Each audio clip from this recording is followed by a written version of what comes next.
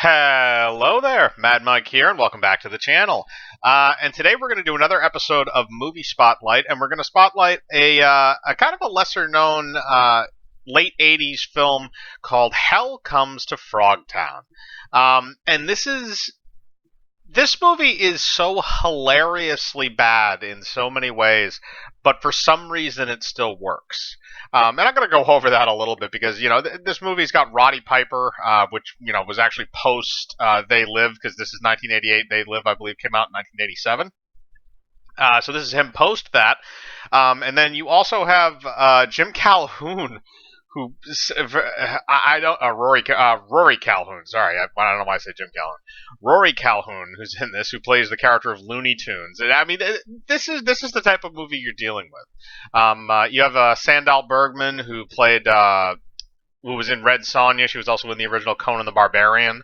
You got these great kind of B-movie type actors, and I love the way that Roddy Piper plays in this movie because he plays as kind of like he's very much the Indiana Jones, the reluctant hero. I feel like that's very similar, at least in terms of attitude, to what he is. It's like he knows he's in a shit situation, but he's just gonna try and get through it. And there's a lot of premise going into this movie. So the idea behind the film is that you're in a kind of post-apocalyptic radioactive wasteland that has very minimal amounts of fertile people left, people that can still have and create children. Roddy Piper happens to be one of those people. So he basically gets picked up by the government. They put a magnetized codpiece on him, and they say that we own your balls now. And that's basically how the entire movie just begins before you even get to Frogtown. I don't think you even get to Frogtown in this movie until like the half-hour mark, but it doesn't feel very long. This isn't a movie that outstays its welcome. It knows what it is, and I don't think it lasts any longer than it has to. The story is kind of fun. The makeup effects in this, I don't know how much this movie costs, but the fact that you got Roddy Piper and you got the makeup jobs that you did in this film, especially for the year it was made, is like, okay, that's actually really impressive because the frog people, which is why they call it Frogtown, the frog people in this movie are really, really well done. They're all very unique. They are not cookie cutter. They look very different from one another in a lot of cases. I mean, sometimes you have kind of a similar sort of froggy head, just the shape of the eyes and stuff like that, but the designs and stuff are all different. So it's a very good movie from a technical aspect, I guess is what I can say. Because, on paper, this thing looks amazing, and, watching it is amazing in a certain way. But, it sounds like I'm ragging on it. I'm really not. It's a late '80s film that felt like it had a lot of heart put into it from various people. It feels like a film where somebody along the line cared. And made it a relatively decent film. I mean, like I said, the premise of it is nothing that should be put up for an Oscar. The idea that basically they have to go rescue somebody from Frogtown and have them mate with Roddy Piper. And then so they can keep creating children so that the entire human race doesn't die out or turn into frog people. And there's also a whole thing near the end of the movie involving frogs having sex with people, which is just strange. And I think Sandahl Bergman spends more time in this movie with her clothes off as opposed to on. She also plays a great bitch character. She didn't really have too big of a career outside of like the B movie scene, but she does. She does a very good job in this film for what she's supposed to be there for. And she doesn't. Again, unlike Indiana Jones, we don't have like a Kate Capshaw situation where she just starts screaming at everything in the movie because that's what the director wanted.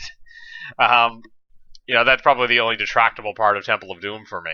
But this movie in particular, it did have sequels. There were several more that were made. They never really kind of lived up to what this one was. And it's a little microcosm of time. Again, it kind of floats around like the Teenage Mutant Ninja Turtles time too, except obviously this is far more adult. So I mean, that's kind of interesting. I mean, the humor in the film also, the film does not take itself too seriously, which I think it would be a problem if it actually did. Because, I mean, there's actually a scene in this where Roddy Piper is about to get his groin, protection device basically hacked off with a chainsaw, and there's an electrode in there that's going off at the same time that's shocking his balls, and he just keeps screaming to cut it off as the guy's holding the chainsaw. And he just says, "You are a weird guy, buddy." It's such a great little moment, and they have a lot of those throughout the film where the humor really comes to the forefront. And like I said, I think that really works well with a film like this because you can't take the subject matter too seriously. It's already goofy from just the saying the premise is goofy. I'm almost laughing just from saying it because it's kind of crazy. And it's two things that I feel like, if you didn't have the whole sex plot in the movie, if you just had some plot where Roddy Piper had to go to Frogtown, that would have worked too, but for some reason they felt the need to have the subplot of he needs to go there to mate, and he has a massive, codpiece underwear chastity belt thing, attached to his groin. So it's just kind of one of those weird things. Again, the humor also goes along with that. I mean, some of the humor obviously is sexual, so it does go along with everything. There is no shortage of tits in this movie, by the way. If you want to see boobs, there will be boobs in this movie. And yeah, again, it's an '80s exploitation film. If there wasn't nudity at some point, I would actually kind of be shocked. But yeah, this is just kind of one of those microcosm movies that showed up. It's not really anything that spawned anything. Well, it did spawn a few sequels after it, but nothing really of note. And it's a fun movie to watch. I love sitting down and watching it because it's so goofy, but it's so entertaining. It makes you feel good when you watch it because it's funny, and you get to watch this kind of semi-interesting story with these really kind of cool monster makeup effects on these frog people.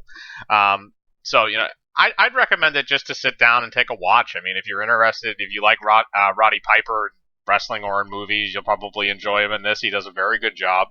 If you like the premise of the movie, if you want to see the makeup effects, it's a great movie to check out. It's a fun little thing. It's also on Shudder right now, currently, for anybody that has that streaming service, which I actually do, even though I also have it on DVD. But I want to know what you think. Have you ever seen Comes to Frogtown? Have you ever seen any of the sequels? Do you enjoy them? Do you like Roddy Piper as an actor? In any other movies besides? From now that I think about it, I don't even know if he did any other movies besides They Live that I know of. So as usual, hit the bell for notifications, hit the like button, subscribe, and remember, I live my life free of compromise. Do you?